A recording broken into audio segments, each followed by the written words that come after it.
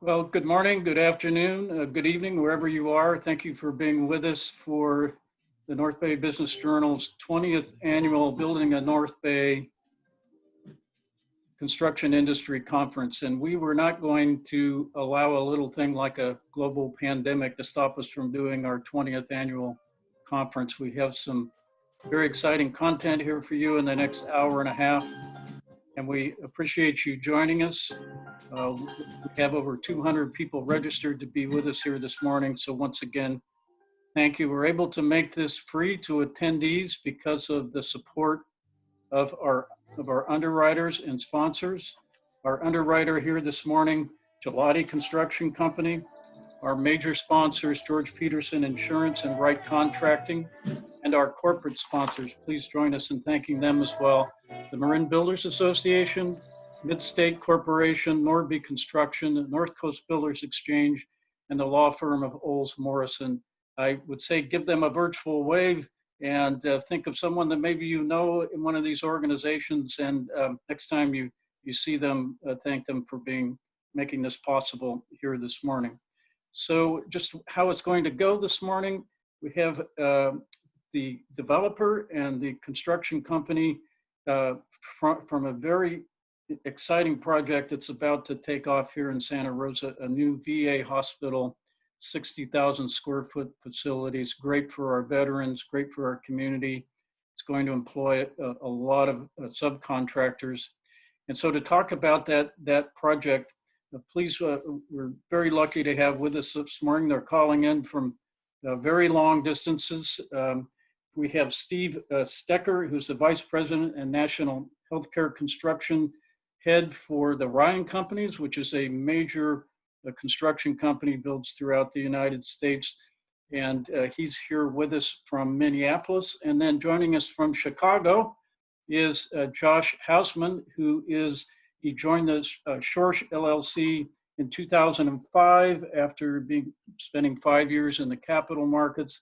He's done just about everything. He's been brokerage on projects, management, and operations of current buildings. And we're very lucky to have both Josh and Steve here with us this morning.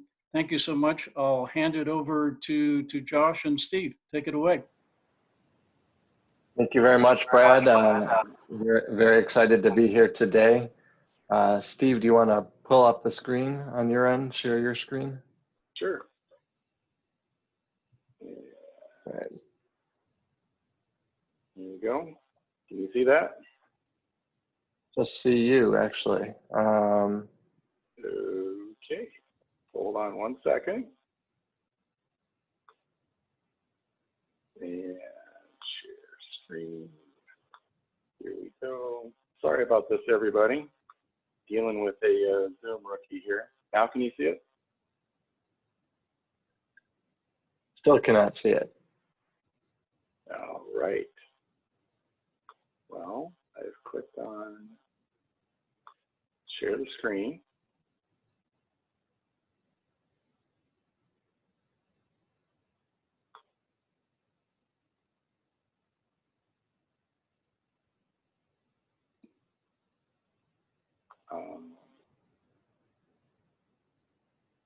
All right, well,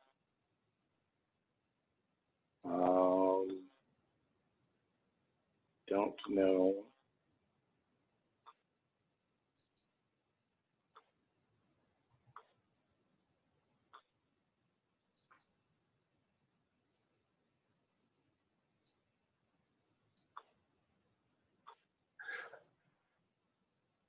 Well, we could get started on the background of our company. Well, Steve's trying to figure. Our company, Santa Rosa VA LLC. We are the parent company is JTW Development LLC, and now we have started seeing your screen. Steve, here we go. Perfect. Great. Sorry about that. It's okay. No problem. So a little background on our company is we are a national federal government office development firm. We focus on building federal government buildings all across the United States. We are located in just north of Chicago, so we're in the Midwest. To date, we've completed in excess of over $500 million worth of buildings that we have built and leased to the federal government.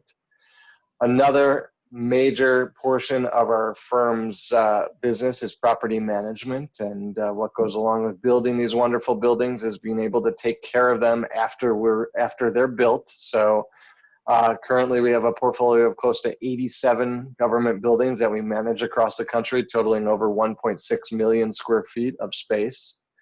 Most recently, we have, to give a little background, we've built, everything from Social Security buildings to FBI buildings, law enforcement, DEA, ATF, Immigrations and Custom.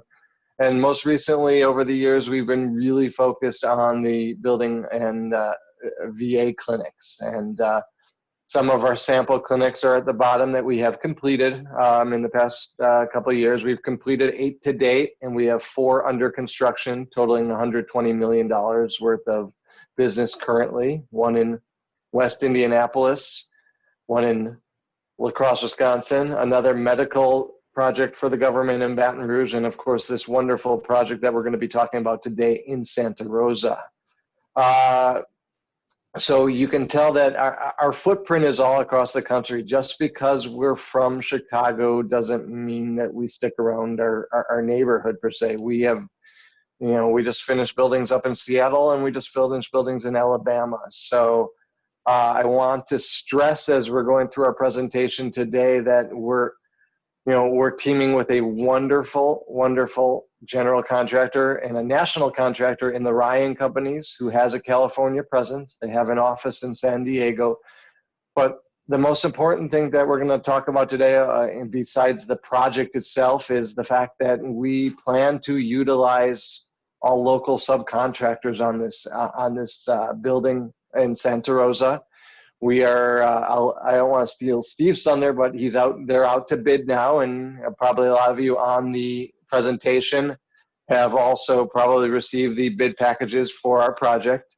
We are getting ready to start the project, hopefully break ground sometime in August. We have our DRB meeting with the city of Santa Rosa on July 2nd, and we've gone through our third-party plan checks for our permits, and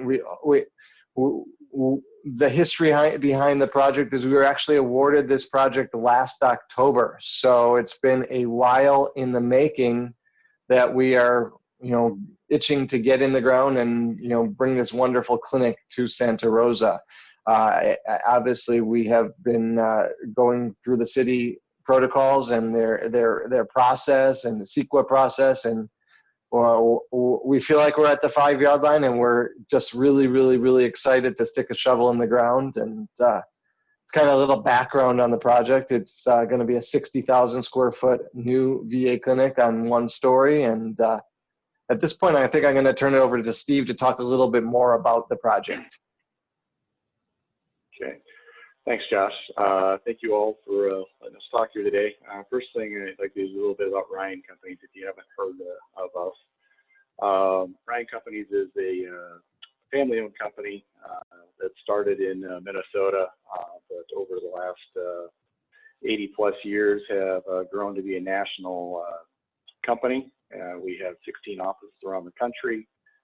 We're currently ranked, I believe, in like the top 30 general contractors in the company, with somewhere between $2.5, $2.8 billion worth of business this year, I think. One of the market sectors we focus heavily on is healthcare, and we do healthcare work across the country. And in particular, my area of personal passion is these VA clinics. I've been involved in over 20 VA projects in 10 different states around the country, and looking forward to being involved in this one out in Santa Rosa. We've got, as Josh said, we've got one of our 16 major hubs is in San Diego. We do also have a presence in Sacramento. It's not a formal office on letterhead, but we have several resource personnel in the Sacramento area and have built in that area, as well as up and down the Florida coast. not Florida, sorry, wrong coast. I was dealing with Florida early this morning. I apologize about that. But up and down the California coastline there. We do have a design partner on this project, named Lance Fazio Architects out of Denver. We've teamed with them on several VA projects and also some senior living projects and skilled care projects, quite literally from Florida to California over the last several years, and also a partnership with Josh and JTW. So you've got a team that's worked together many times. So it should help in any communications we have on the project when dealing or working with the local subcontracting community. Just dialing in literally from the satellite view on in, this is a map of Santa Rosa, and our project site is at Challenger Way Corporate Center Parkway on the southwest corner of the site, or of the city. And this dials in a little closer, you can see the site with the star on it. That's where we're going to be building. And this is our site plan. You see the actual clinic building in the lower right, and then rather extensive parking and landscaping plan. The VA likes to have more parking than what typical building code requires, just to make sure there's always plenty of spaces available for the veterans and any family that may be helping them out in their visits. And we also focus a great deal on the landscaping and making sure it works well with the local surroundings and is a very natural feeling, healing environment for the veterans. I won't get into all the details of the floor plan, but this gives you an idea of the complexity inside the big box. It is a very dense and compact clinic that will be providing, it's actually expansion of services from the existing VA clinic that's already in Santa Rosa. There will be several specialties added. The existing clinic will remain, but we are adding several services to the Santa Rosa area with this clinic to reduce the travel time and make it easier for veterans to get appointments on a timely basis and make so they don't have to make the trek down to San Francisco. You can see here, this is a rendering perspective of what the clinic will look like. The exterior is going to have some stone and some stucco and some pre-finished metal and a nice modern looking building. You can see some of the materials being specifically called out here in this next slide. And this is what the entry will look like as you're walking up to the main entry of the building.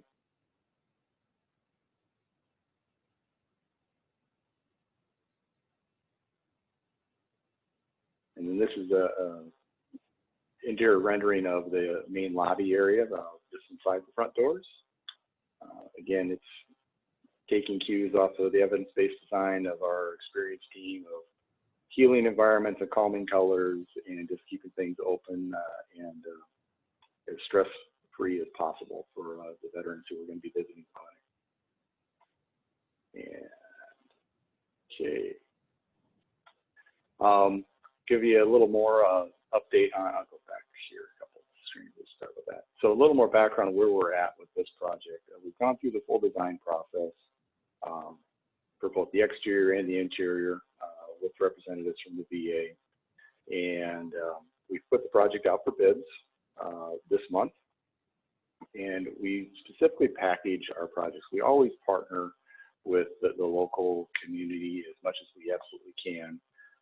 Our intent is to build this entirely with Santa Rosa area subcontractors, and we have tailored our bid packages to make sure that the most opportunity possible, and we want to make sure that everybody who wants to have a shot at this can have a shot at it. And we've been working closely with Keith Woods and North Coast Builders Exchange to make sure we know who in the community would want to be have an opportunity to participate in the construction of the project.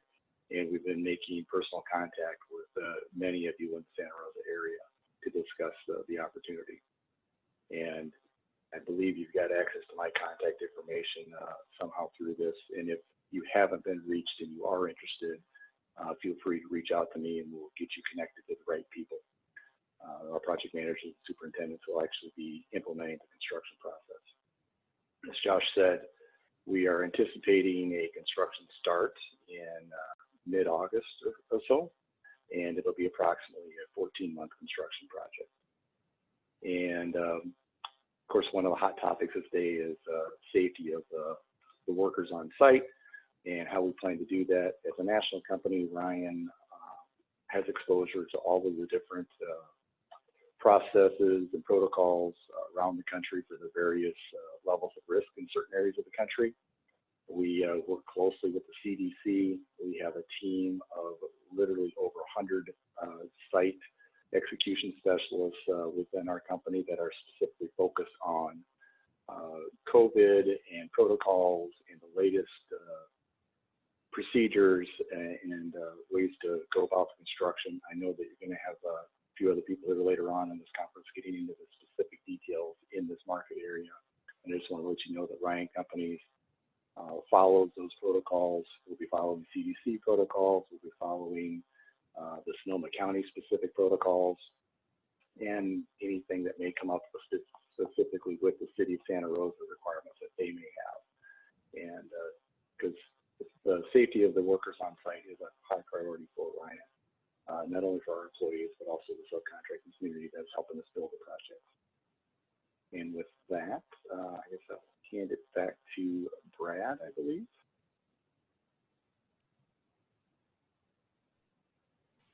Well, listen, thank you both, Josh and Steve. Thank you, Steve, for wonderful photos you showed of that project. Let me just, you can submit questions, by the way, via the Q&A little button down at the bottom of your screen. This is for attendees, and I will be sorting through those.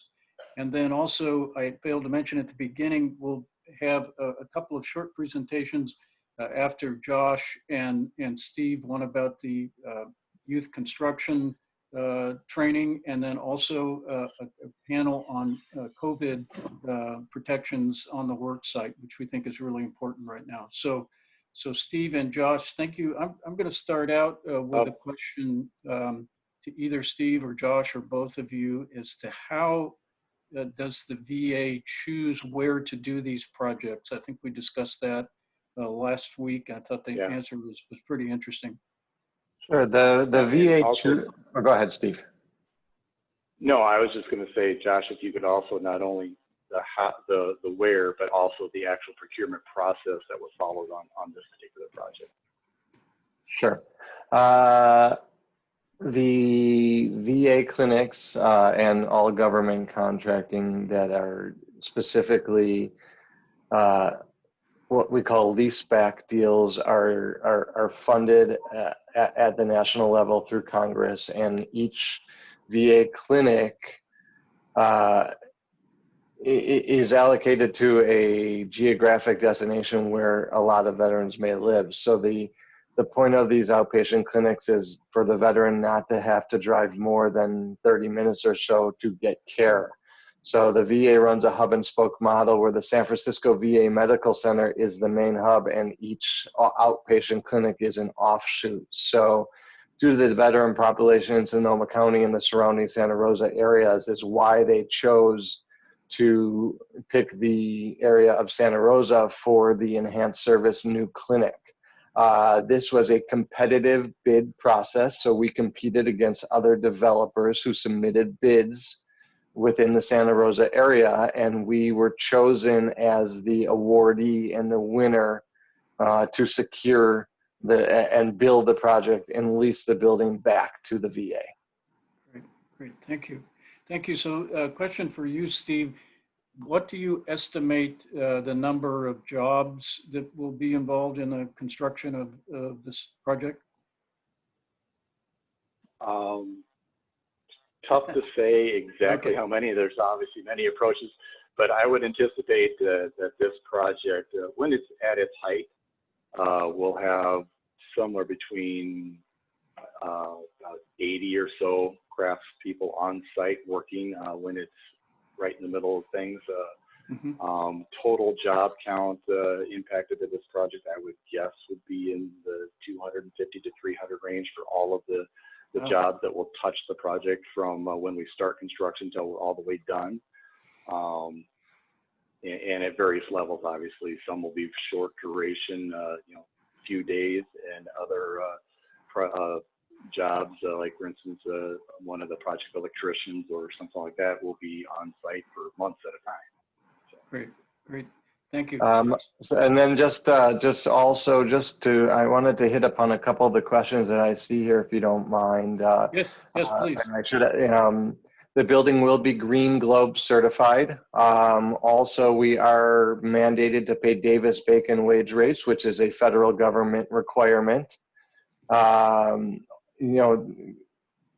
It's also too important to note that there will be tremendous amount of jobs created after the facility is built by them hiring new doctors and nurses and everybody who's going to work in this clinic. Since the other clinic is staying open on airport, they're going to have to fill the slots in this clinic as well. So it's not just during construction, it's after construction as well, where there'll be tremendous amount of jobs created.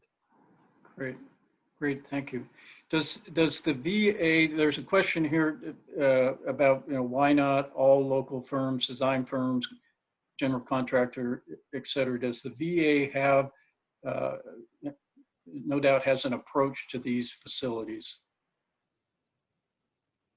So it's maybe Josh, yeah. In terms of the question that I said, since this is a public government project, why didn't local general contractors and architects have the opportunity to propose? It was an open competition. It was posted publicly to the government's procurement website. Okay. So it was given. It was out there for everybody to, as a typically in these instances, anybody is allowed to propose a bid. But it goes much beyond that. It's from a development standpoint, it's probably a 3,000 or 4,000 page technical bid, which also includes, the purchase of land, and there's a lot of items that go into it. But from a openness standpoint, it is 100%. It was an open competition. There were multiple developers who chose to compete on the project. Us as the development firm, team with Steve, the general contractor, and the architect to form our team, essentially. Great. Okay. Thank you. Thank you. So there's a question here. Will we provide contact information for Steve and Josh, which we will. I hope that's okay. I think if somebody wants to reach out to you. And then there's a question about what is the value of the project. Does anyone want to take that one on? I'm going to defer to the VA's PR person on that. I don't want to. It's not that I don't want to give out the information. It's just fair enough. Yeah. Okay, fair enough. All right. Well, we'll find that out. We'll contact the VA and find that out for this person. So let's see. I'm just going through the questions here. Bear with me for just a second.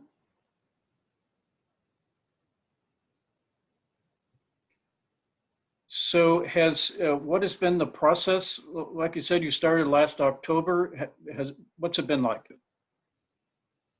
It's been a long process. As most people on this call know, doing business in California is doing business in unlike any other state. So many reports and findings and more reports and more reports. And so, to get a 44 to be exact. So to get a very complete CEQA package to the city of Santa Rosa, which we've been working very hard and very successfully with the city so far. They've been wonderful to work with. Obviously, we were dealt a little bit of a setback with COVID, and obviously getting to a similar type meeting like this, a Zoom type meeting, but it seems to me that everything is in place to do that, and we're looking forward to giving our presentation to the DRB next on July 2nd. So it's been a long process, but it's not that we didn't know it was going to be long.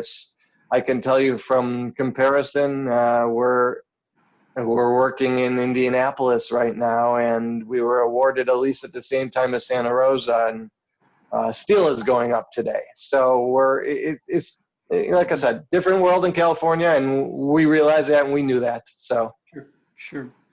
Well, well, There's go ahead, another Steve. question I'd like to take here real quick, a question on local contractors.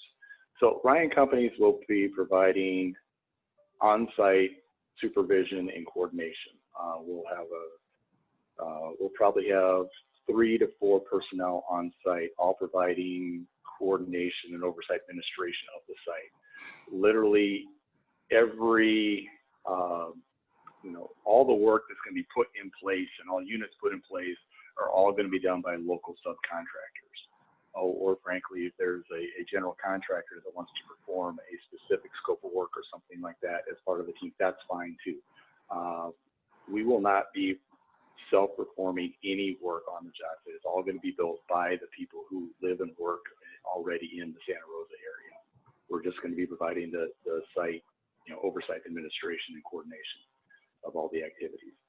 And like I said, we've been working with North Coast Builders Exchange for several weeks now, and their tool, as well as some other databases that we utilize to contact subcontractors in the area, including Building Connected, if you're familiar with that.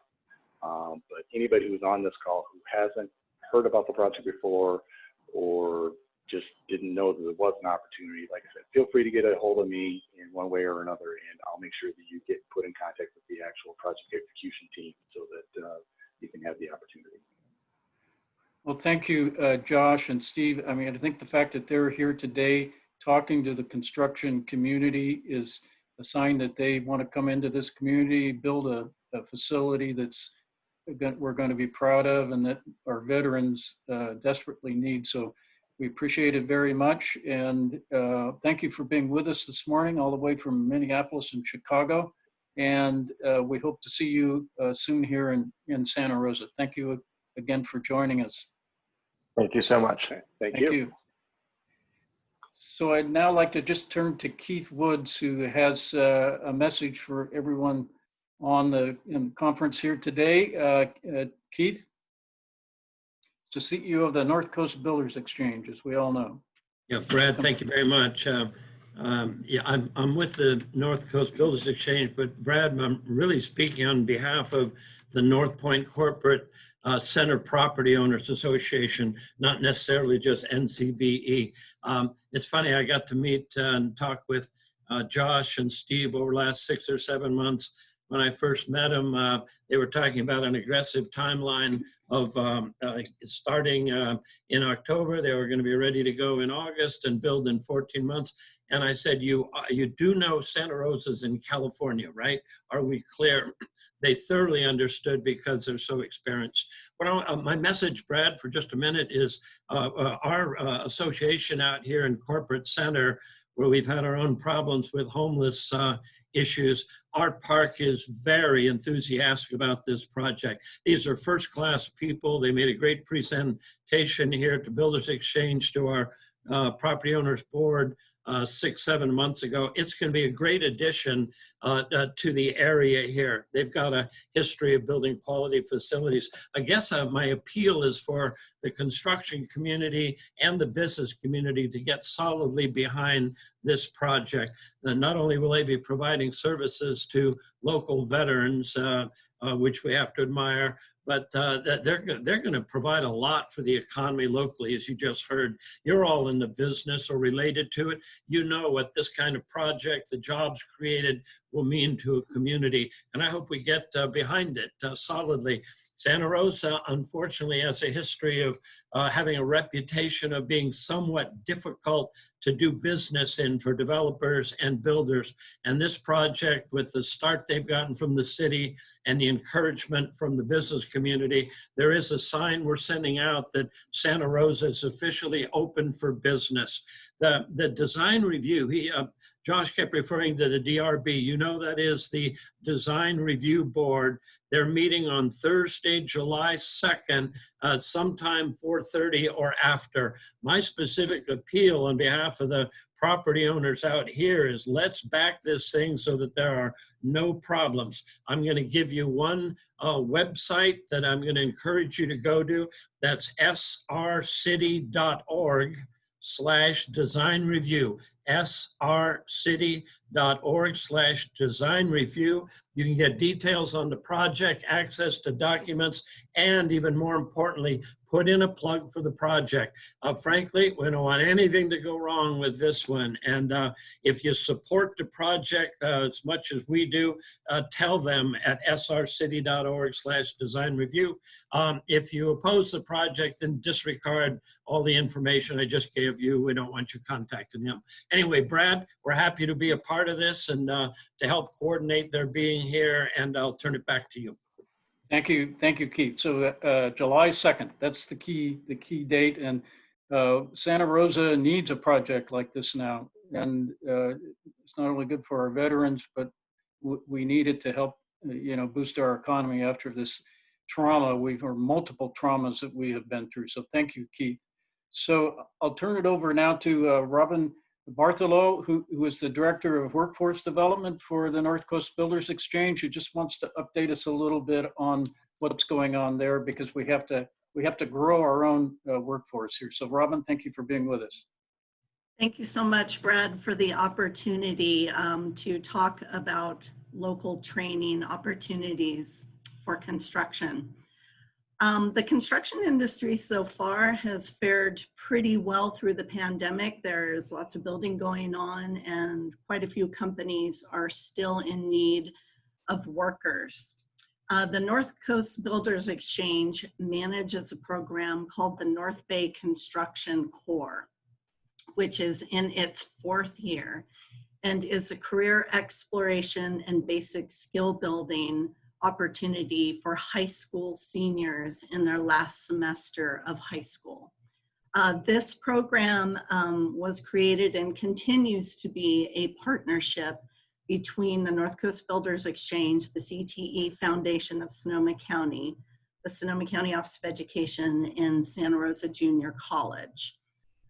We started out the year with nearly 200 students in 8 chapters in 5 counties: Sonoma County, Lake, Mendocino, Napa, and Marin counties.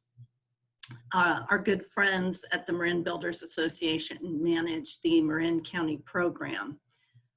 We, through the many different changes in orders and capabilities for meeting, have lost most of the students that were in the program. We had to stop meeting, like everybody, in the middle of March. And so what we are looking at now is approximately 25 students in Sonoma and Napa counties who want to continue with the program.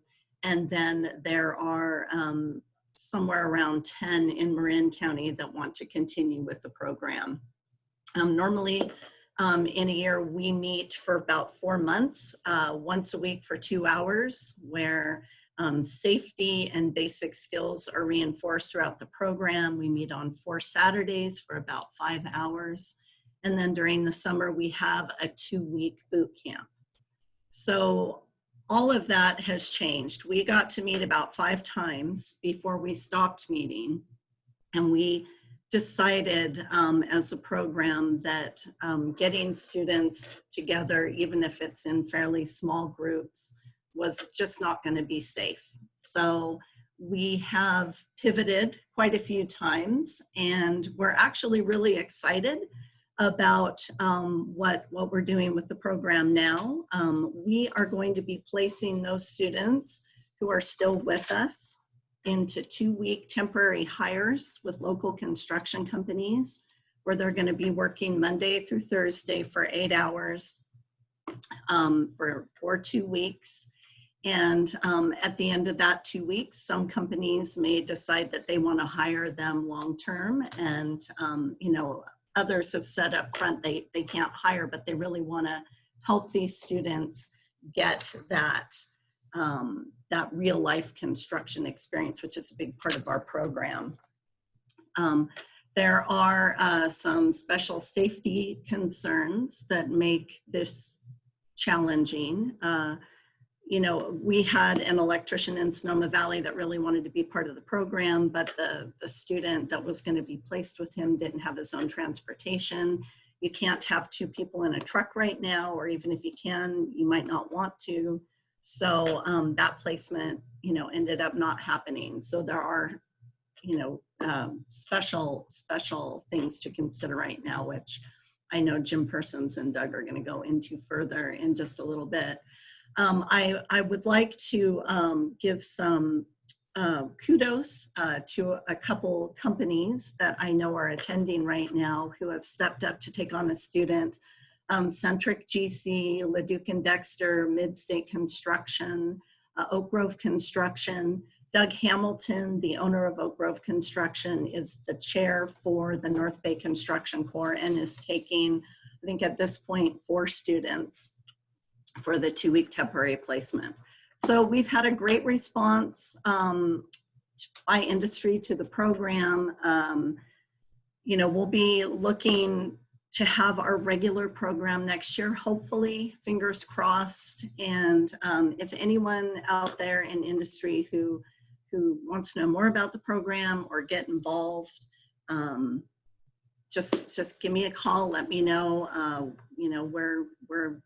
We've always got opportunities for industry to get involved and get in front of our students to get more students interested in construction as a career. That's it. Thank you, Brad. Thank you, Robin, and thank you for all the work you're doing with our youth. And hopefully next year we'll be able to return to a full program. So thanks so much for being with us here this morning. Of course. Thank you.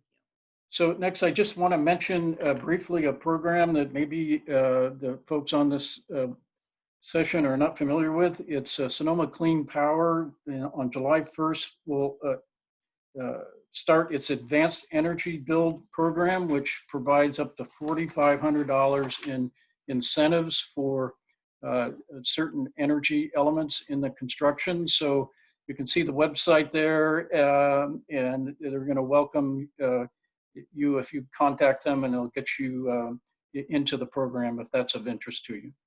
So next, I'd like to welcome our 3 panelists on the subject of COVID safety on the work site. This is really an important topic because we want to keep everybody working, we want to keep everyone safe to start with, but of course we want to keep everyone working. I know there were some job sites closed down during this period that we're in.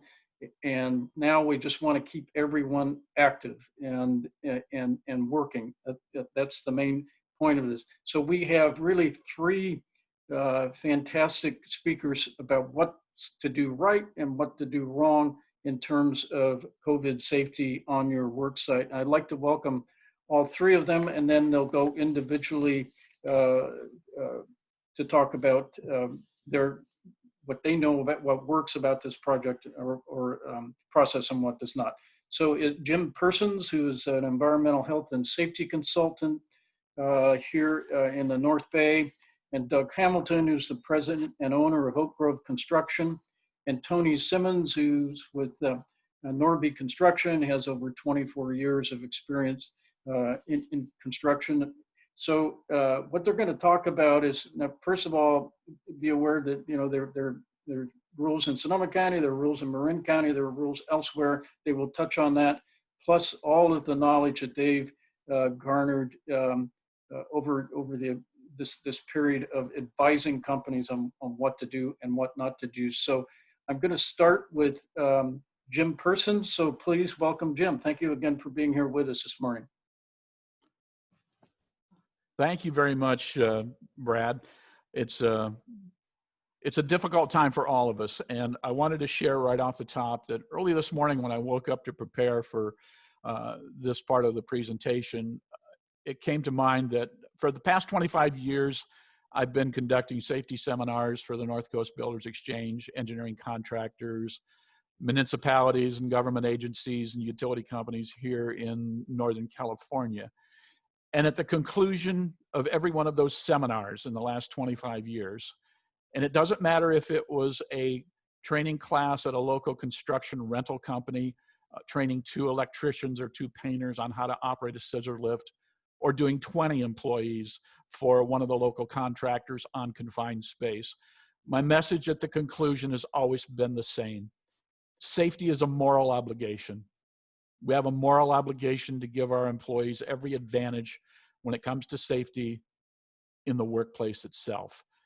It is so much more important today.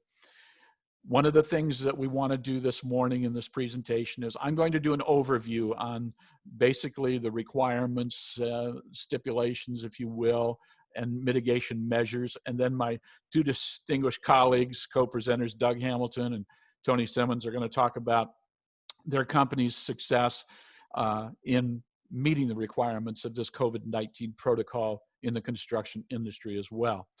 So I have a PowerPoint here that I'm going to share with you.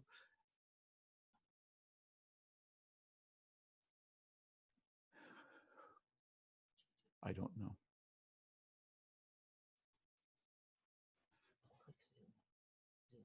All right, I apologize. I got that now. I'm going to share the screen here and the PowerPoint. All right, good. Okay.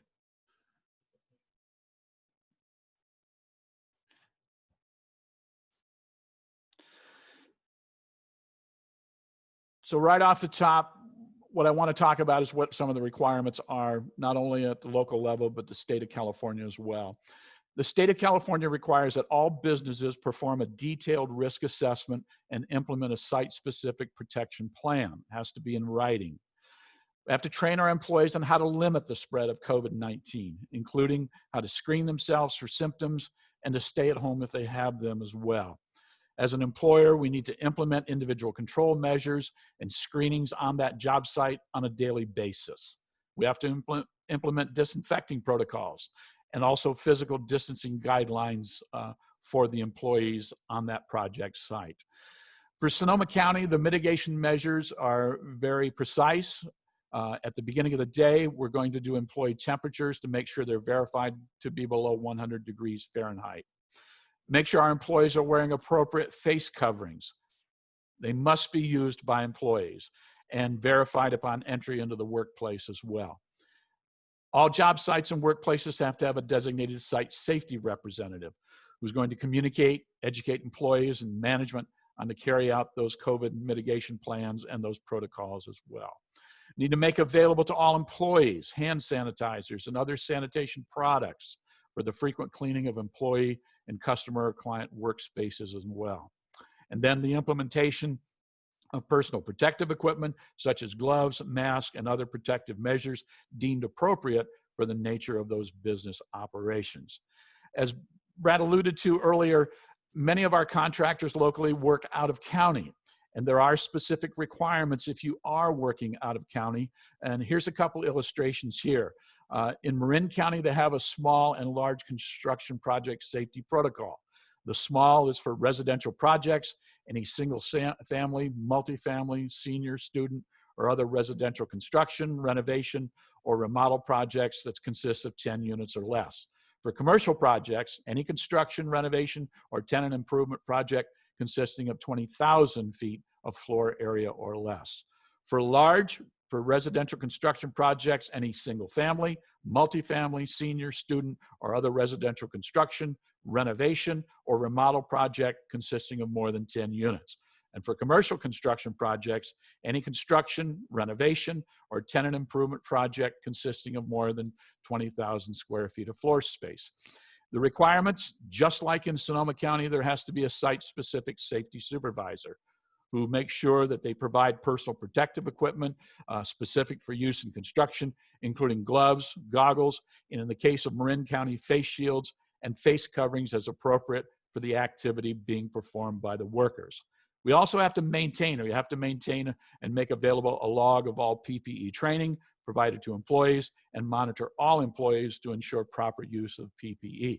If you work in Alameda County, those requirements are even more stringent, to where that site safety person has to have OSHA 30-hour training as well as CPR first aid current, and they also have to provide third-party audits as part of that as well too. So facial coverings. I know this is one that we're battling in the general industry, in construction, as well as the general public as well. I'm sure that all of you have read in the last couple of days that we've seen an increase of 5,000 cases in the state of California, 50 here in Sonoma County alone. Face masks are vitally important for our construction industry employees when they're on the job site. When someone has COVID-19, they cough or sneeze or talk, they send tiny droplets with the coronavirus into the air. That's where a mask can help. A face mask covers your mouth and nose. It can block the release of virus-filled droplets into the air when you cough or sneeze. This helps the slow spread of COVID-19 as well. I wanted to make a couple comments here about the right and the wrong facial coverings. This is typical of a face covering that we see out in general public as well as on many of our construction sites, or a bandana.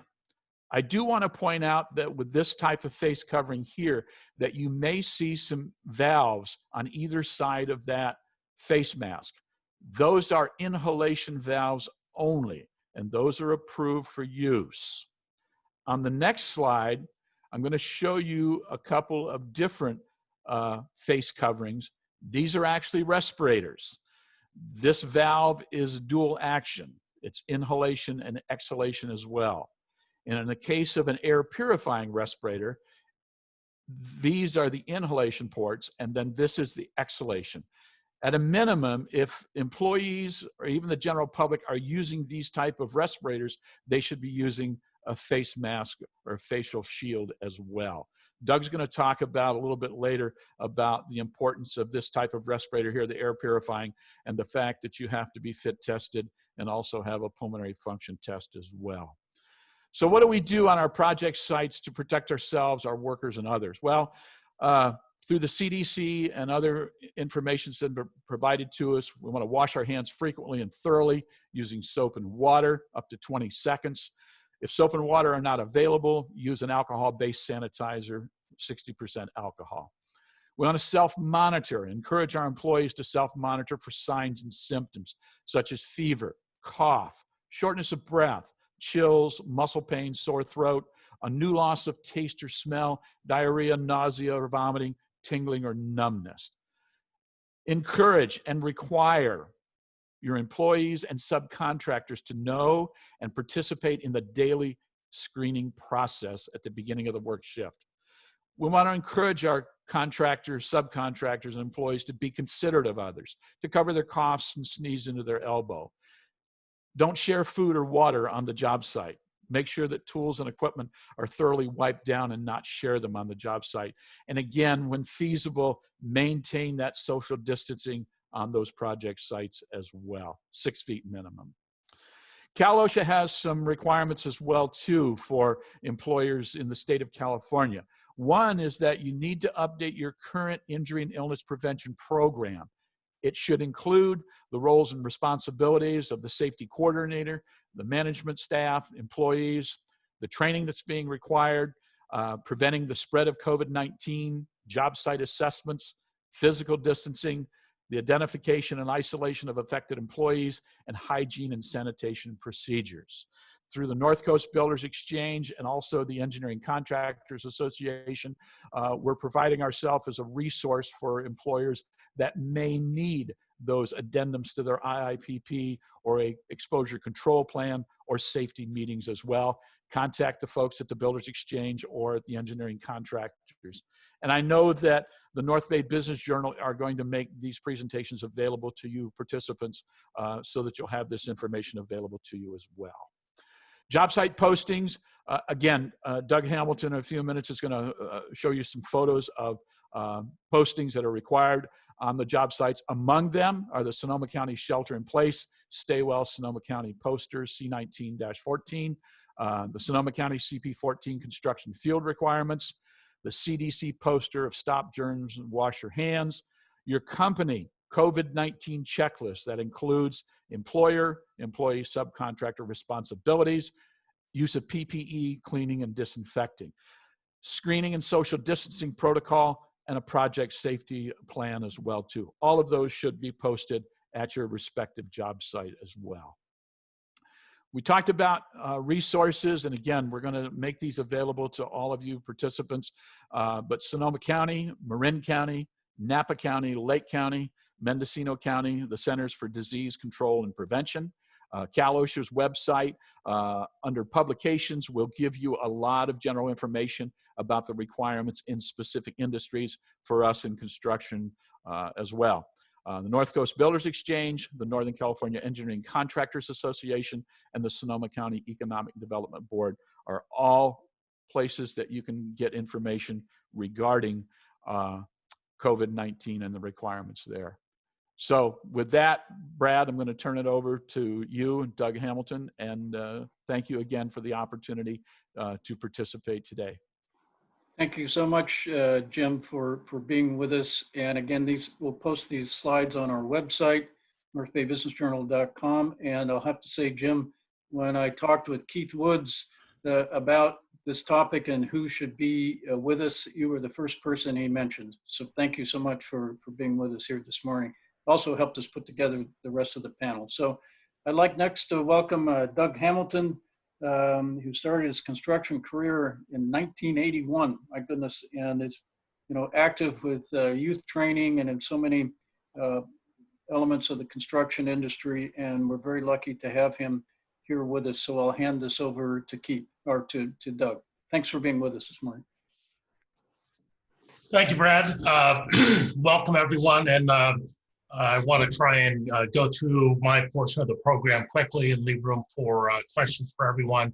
As you can tell from my screen, I'm tech handicapped, so my green screen is kind of screwed up. But you can also tell I have the best tan of any of the presenters, so I'm the outside where the rubber meets the road kind of guy.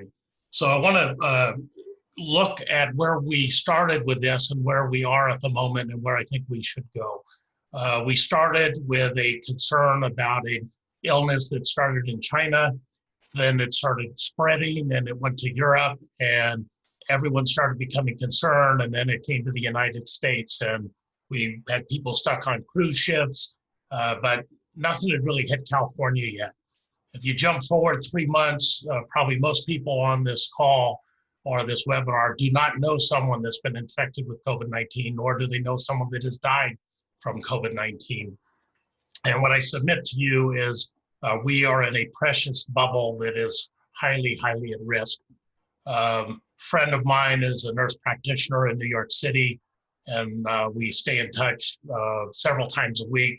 And they were cranking out 100 fatalities due to COVID a day at one point in New York City. And the difference between New York City and California or Sonoma County is it hasn't gotten here yet.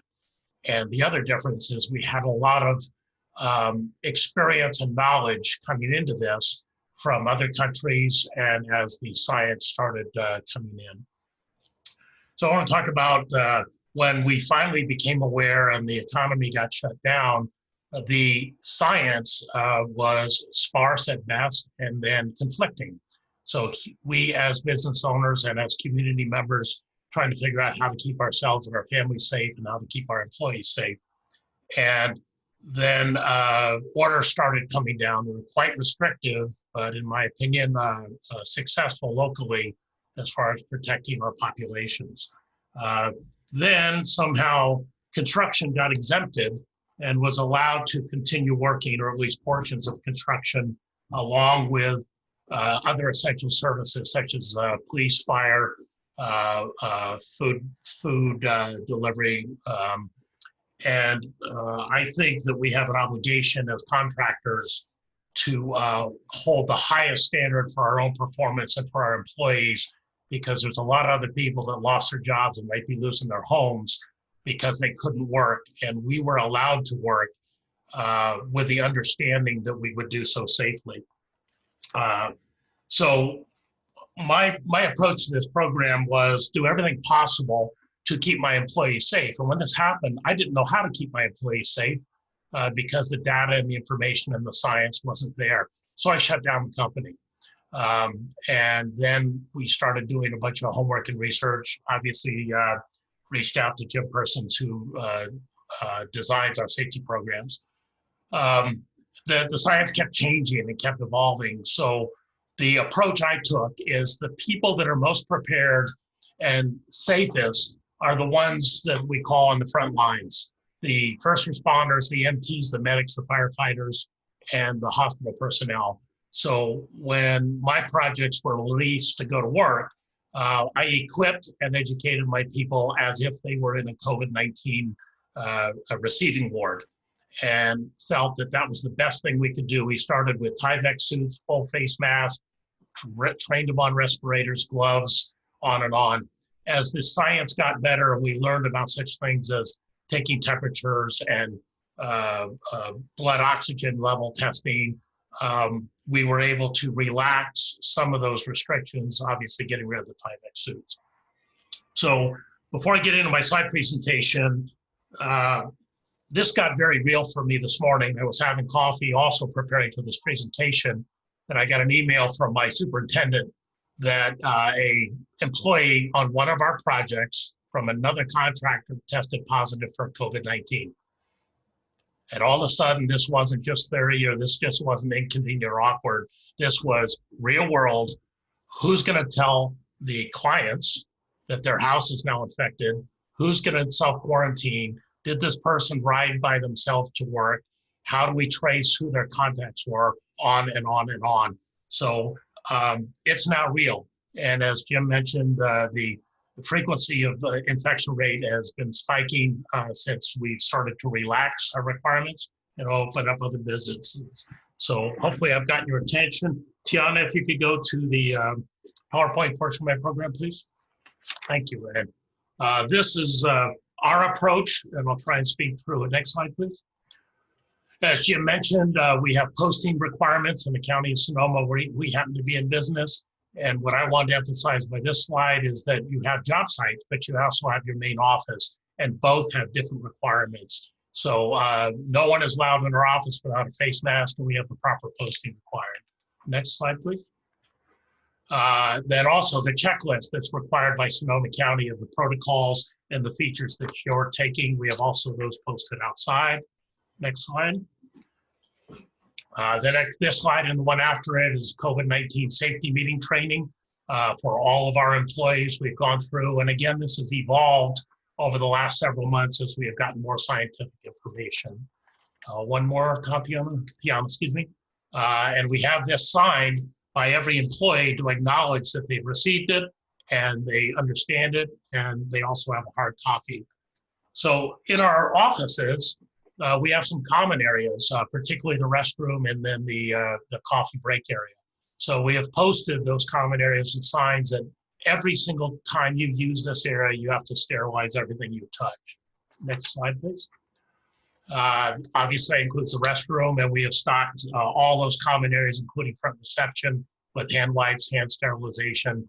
All our personnel have face masks. The policy in the office is if you're in your own office with the door shut, you can do whatever you want. If you're moving through the office or in a space with someone else, you have to have a face mask on. Next slide, please. This is kind of the simple equipment, 2 respirators, which we'll talk about, sterilizing hand wipes, hand sanitizer, a remote reading forehead thermometer, and then a blood oxygen sensor. In the worst of the panic at the beginning of this, where we could not find N95 mask, I was able to find all of these products and actually was able to equip 2 local fire departments fully with these items. No one was thinking about respirators. Everybody was looking for N95s. Next slide, please. Every employee has to take their temperature. It's done by the foreman and documented. That is a requirement of Sonoma County. We have distributed these thermal thermometers to every foreman, and it's part of our daily documentation. Next slide. Blood oxygen level. This was talked about as a way to determine whether someone has a respiratory restriction. We are not doing that, but showed that it was an option. Next slide. This is when we actually did the safety training. Somewhere someone thought 6 feet was safe, so I think 10 feet is safer, again, because the science was evolving. So we stretched everybody in the company out 10 feet. Did the formal training. Next slide. Don't be this guy. So this is your face mask that's not covering your nose, which we see every single day, constantly, both on the job and in other places. Don't be that guy.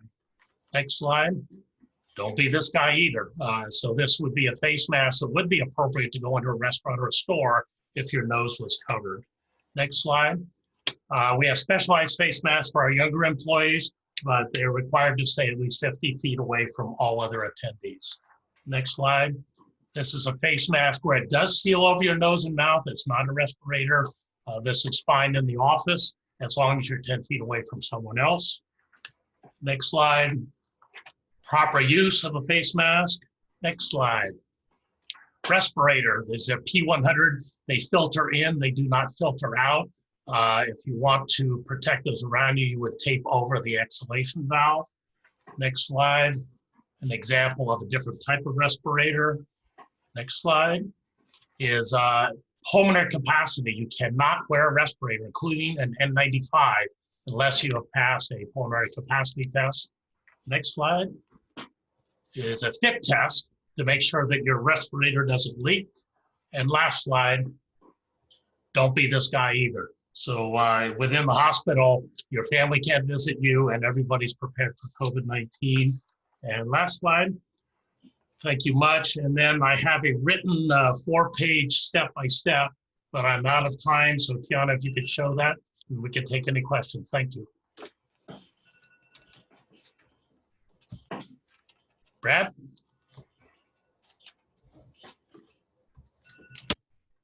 Okay, thank you so much, Doug. Thank you for that presentation. Oh, let me get my video started here. Thank you again. So I want to now, again, all of this will be on our website. So I'd like to turn now to Tony Simmons, who has more than 2 decades of experience in construction as a carpenter, journeyman carpenter, project estimator, project manager, you name it, he's done it. And he's been the go-to person at Nordby Construction during this pandemic and figuring out ways to keep their employees safe. So I'd like to turn now to Tony Simmons. Thanks, Brad. Thank you, everybody, for attending the conference today. And, today what I was asked to do is talk about, Nordby's experience in getting through this pandemic. It's, through Jim's slides and Doug's slides is we realized that, we are where we are today, but 2 months ago wasn't very long ago, and we didn't have all those process and procedures in place. So what I'd like to do is just kind of take you back in time and talk about where we were when this hit. And as Doug mentioned, a lot of companies just, we played it safe, we shut down and made sure that our employees were safe at that point in time. And for us, our employees are our number 1 priority, and making sure that their safety and that they have family that stays safe as well. So for us, it was trying to find a way that we could get back to work, develop a plan that kept our employees safe, and do it with velocity. Try to get back out there and figure it out. So we reached out to Jim Pearson's right away to start talking to him about what he was seeing in the industry, what offers that he had to us as far as developing a program. And I took it upon myself to be a leader in the situation and step up and develop our protocol. So in our safety plan, what we did is it was describing on how to prevent worker exposure, protective measures on the job site, PPE, and the practice controls, cleaning and disinfecting procedures, and what to do if someone becomes sick. So all those procedures were developed when we didn't have all the data we currently have now. So again, it was a lot of education. I spent hours and hours and hours of educating myself, educating our team here at Nordby. And what we did is we developed a COVID task force internally that included both our field personnel as well as our office personnel. And the idea is that, we were able to, work better, obviously, as a team, combined to provide more education to each other. And, being able to reach out to others in our network. We belong to a professional business group that has members all across the US. And, at the time we reached out to the individuals in New York who were obviously way ahead of us in the curve. And, they were able to offer some real life experiences of what they were going through and, how to deal with it and, what the best practices were, what was being successful, what was a failure in their mind. And so we were able to take those practices that they were using and implement those into our program as well. And then just, working with our team to, look around the community and what were other people doing. At the time, everything was shut down. There was shelter in place were in place. And so, just as much as going to Safeway and Target and Walmart and seeing what they were doing, doing the social distancing in the store. You'd go in one day and they would have masks on, and then the next time you went in, they would have, the social distancing tools on the floor. And the next time we would see, plexiglass at the checkout stand. So every time, our team members would visit someplace different, we would see an evolution of changes. And so for us, it was a way to adapt our safety protocols to make sure that our employees, felt safe going back on the job sites. And, one of the questions that we posed is to our employees is if you feel comfortable going to, someplace like Safeway, what can we do to implement those same measures so that you feel safe going to the job sites? And it was really about getting a cohesive agreement between our field and office staff on like making sure that everybody felt safe in those situations. So that was what it was all about, is making sure that everybody was comfortable going back to work and that we had, everybody's buy-in moving forward. Because if you don't have a team that's supporting your measures and your protocols, then you can't move forward and be successful in it. And that's what we did. We were successful in implementing that program. And part of the program is designating site-specific safety personnel to address the COVID on each job site. That's a requirement by the counties, and so it was a natural choice to have our site superintendents. I mean, they're natural leaders in the industry, so for us, it was a natural choice to make those people giving them that role. And for them, supporting their site journey is the ability to give them the tools that they need to work through that and do a better job at that. And part of it is obviously the site signage. Jim had put on his slide some of the site requirements for signage. And part of that was developing those site-specific safety signage. And we got all those sites, all our sites addressed based on where they were. So every job site, depending on the county they were in, whether it was Marin, Napa, or Sonoma, we had site-specific safety signs done. We also did all the shelter-in-place signage, had those put up on a poster board, laminated, and put on the outside of the job site trailers so that anybody entering the site, whether they were guests, whether they were subcontractors or our own employees, had easy access to those procedures. So in addition to that, obviously, our site superintendent is responsible for, making sure that every person that sets foot on the site goes through a questionnaire, gets their temperature taken, and all those are documented on a daily basis. And that, ultimately that they are following all the protocols on a daily basis. And that is a challenge, right?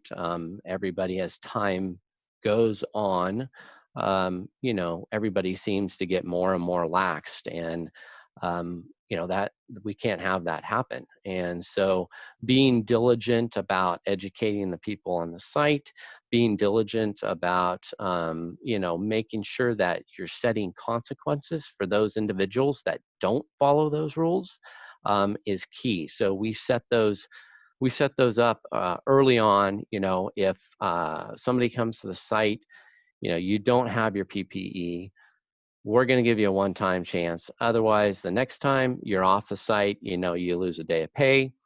And, you know, really the ultimate consequence for everybody is that, you know, you get infected, right? And Doug just spoke about that. Is like, that's the ultimate consequence for everybody, is if you get infected, you're out 14 days, maybe longer. And, you know, you're putting yourself at risk, obviously, you're putting your families at risk.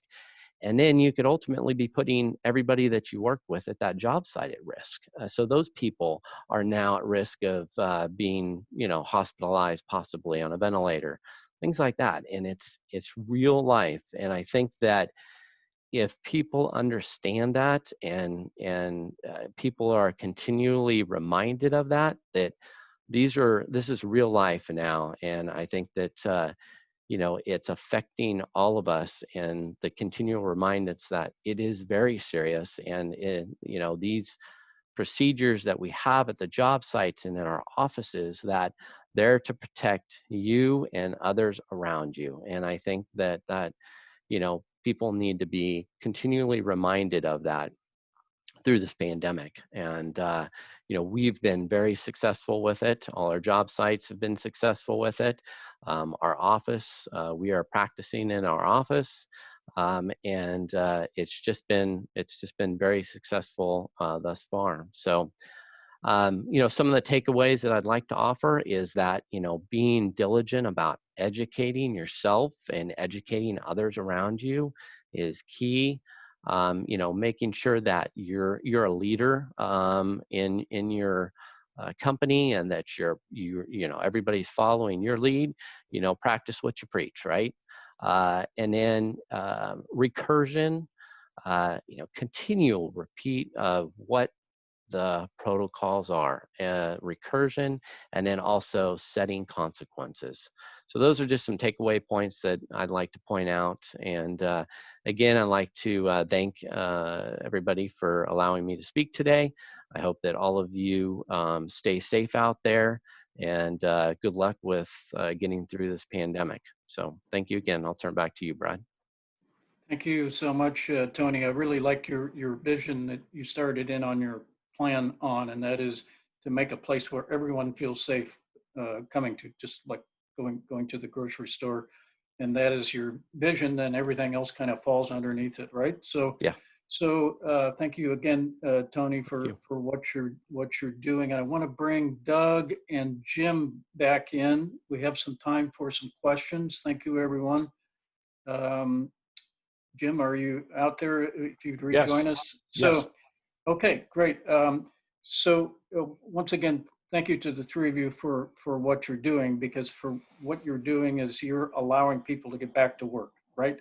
And in a safe environment, and get these projects, people's houses done, get these commercial projects done, and what have you. So let me just pose a question. I'm monitored, by the way. If our audience has a question, you can submit it via the Q&A button on the bottom of your screen. We've disabled the chat button for today, but we'd be happy to take your questions, and I will be monitoring them. But I might start maybe with a question around how to sustain this level of safety procedures, because as I think Tony, you pointed out, people start to slip, a little bit. I think I mentioned in our planning call last week, I saw a crew working on a street, and there was no social distancing, no face masks, no anything. So I was thinking, well, I don't know what's going on there, but so anyway, how you sustain this,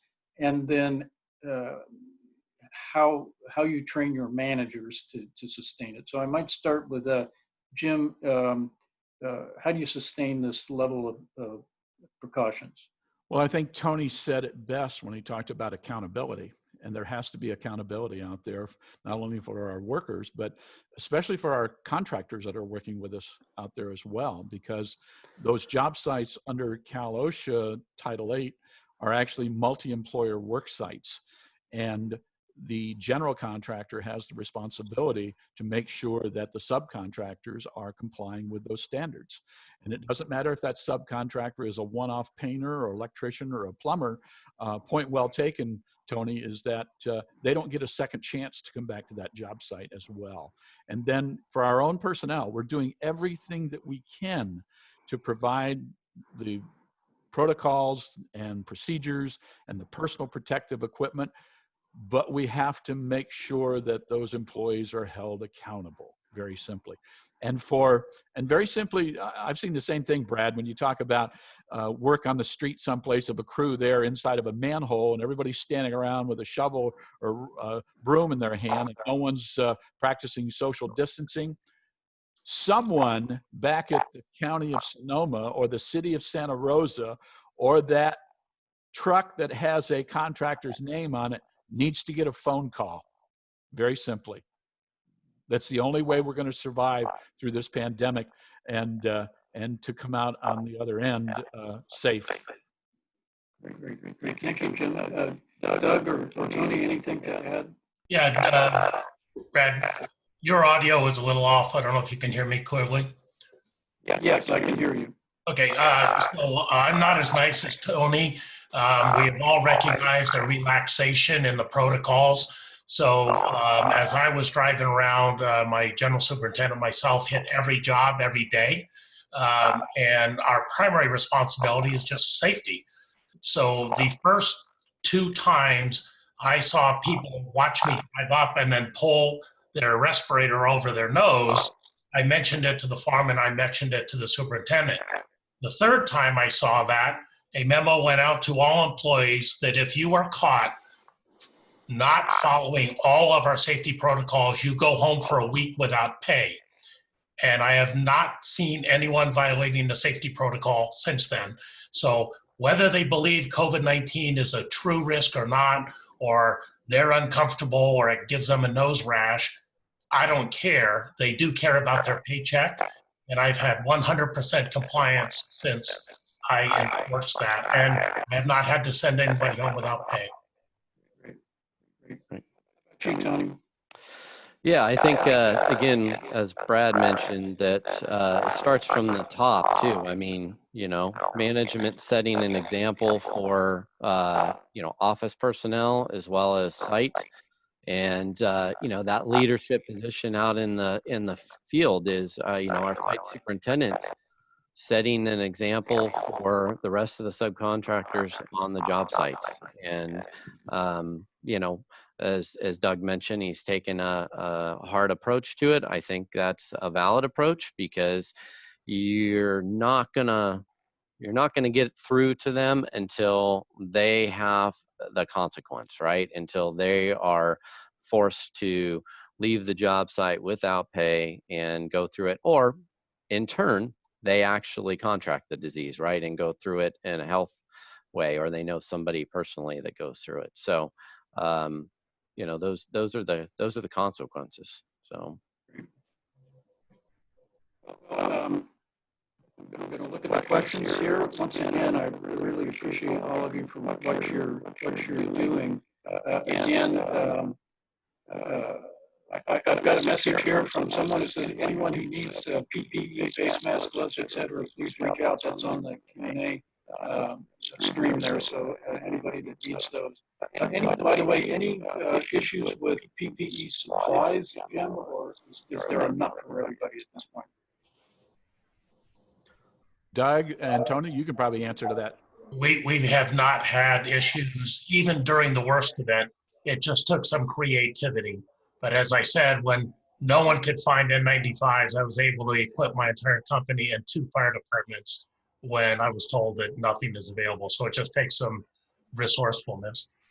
Yeah, I agree with Doug. It's about, reaching out, everybody, as a team, all of our staff, we were all jumped on it, reached out, found, were able to find all the PPE, and we stocked up for our job site so that we had it all ready to go when the job sites were ready to be reopened. So, Brad, I have one other thing I think is important for our listeners, and specific to construction. It is the high probability that the bulk of our employees are ride sharing coming to a project. And so in our policy, it is one person per vehicle unless you are wearing a non-venting respirator. And the question was asked of me of how do you enforce that? And the answer is if you show up at the job riding with someone else without a respirator, you don't go to work. But it's a very common challenge for construction where 2 or 3 or more employees go to a job site. And I think Tony would agree, I'm not worried about someone contracting COVID-19 at my workplace.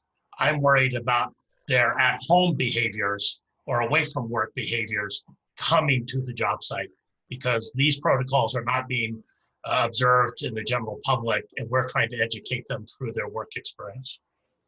yeah. So maybe we have to close here, but I'd ask one more question. Jim, maybe you could start out. How do you see this playing out over the next 6 to 12 months? It depends on, I guess, how serious the industry takes it, and the fact that we're seeing such a surge in cases around the country. I know that Contra Costa County yesterday was, entertaining the thought of shutting down construction down there because to the person, we haven't really taken it to the point to where we're setting the standard. And in the construction industry, many have done an excellent job. And as both of my co-presenters have said, we see every single day a violation of these protocols out there. Companies, 2 employees, 200 employees. Owners, managers, supervisors need to understand the importance that it's the health of our employees, it's the health of our companies, it's the health of our community, and it's the health of our nation that's at risk. Okay, Doug, how about you? How does this play out over the next 6 to 12 months? My feeling is that this is going to continue. And if we do it well, we will continue to be able to open up our economy. And if we don't do it well, we're going to be going to funerals. And those funerals will be postponed because we won't be able to attend them. So as I said at the beginning of my presentation, this is just inconvenient, which sounds crazy for, we put this whole presentation on. This is not expensive. It is time consuming, but it is just inconvenient. We are able to build construction projects safely. There's an abundance of other protocols we have to follow. This is just a new one. But if we don't do it, the consequence will not only be construction gets shut down, the economy and people are going to die. We've been through, not just this, but through fires and evacuations and floods, and the economy keeps getting knocked pretty hard. And it's really important that we try to do our best to keep everything moving so that we're not shut down again. So to you, Tony, again, 6 to 12 months. Yeah, I agree with Doug's take on it, and Jim as well. I mean, it's one of those things that we got to be diligent about what we're doing. It's very simple. It doesn't take much to comply with the requirements and to keep people safe. It's that simple. Just do it. Otherwise, we're going to be faced with more and more challenges. And there's very low costs right now. The cost comes when everything starts getting shut down again, and we're faced with that pandemic. So it's I think we just keep doing what we're doing and just be diligent about it. Listen, thank you to Tony and Jim and Doug for what you're doing out there. The whole purpose of this panel was to get the best practices out there so that we can keep our job sites open and keep people working and keep the paychecks coming in, and of course keeping them safe. So once again, thank you for being with us, and I'd like to close things out now, again, by thanking all of you for being with us for our 20th annual Construction Industry Conference, Building the North Bay. Maybe we can do this live in 2021. We'll see. We have a whole series of industry conferences on this virtual Zoom platform. We're going to be doing online. Cannabis will be doing our Women in Business Awards next week. So we're continuing to try to serve the business public. And I want to thank, we made this free here today to attendees, made possible by our underwriter, W.D. Construction, and our major sponsors, George Peterson Insurance, Right Contracting, and our corporate sponsors, the Ring Builders Association, Midstate Construction, Nordby Construction, North Coast Builders Exchange, and Olds and Morrison, a law firm. And I want to thank Josh and Steve for being with us this morning. Good luck on their project. Don't forget about July 2nd at the Design Review Board. And then, of course, Keith and Robin, Keith the key to the organization of this conference, and Jim, Tony, and Doug. Thank you all for being with us here this morning. We'll see you soon, everybody. Take care. Thank you again for being with us this morning.